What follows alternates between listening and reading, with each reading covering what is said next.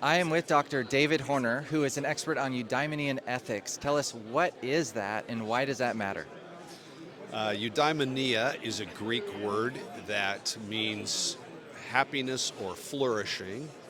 So, eudaimonistic ethics is an emphasis, it takes this concept of human flourishing as fundamental, and that determines the shape of the moral life. And I think a good way to think about it is to think about what Jesus was doing on the Sermon on the Mount. He said, "Blessed are," and he was using a Greek term that means flourishing. So this is a picture of a flourishing life. This is how humans were designed to live and flourish as human beings. And so it's the approach of all the classical philosophers, the medieval philosophers and theologians, including people like St. Augustine and Thomas Aquinas and all these people. I think it fits the biblical material beautifully, including what Jesus is doing on the Sermon on the Mount. It also makes sense out of biblical material, like the doctrine of creation. When God commands us to do something, it's not just arbitrary hanging in the air.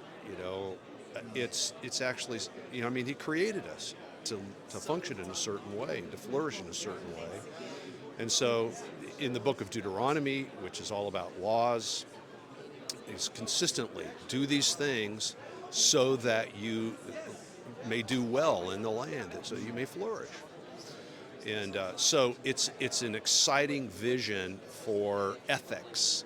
It's coming back into favor, and it's biblical. It offers great ground for ministry, because who doesn't want to flourish, right? And we have the best story.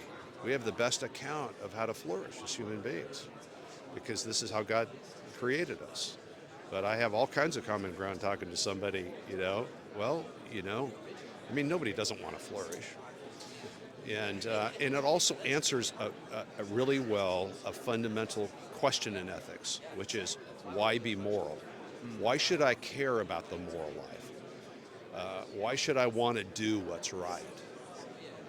Well, that's fundamentally what a flourishing human life looks like. Now, right now, it may be uncomfortable, at times, and of course we live in a fallen world, and so our full human flourishing won't occur, in this life.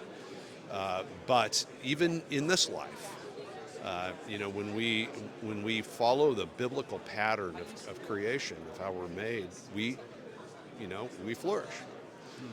And so that's what it's about. It's a big fancy word. Flourishing is maybe a more accessible term.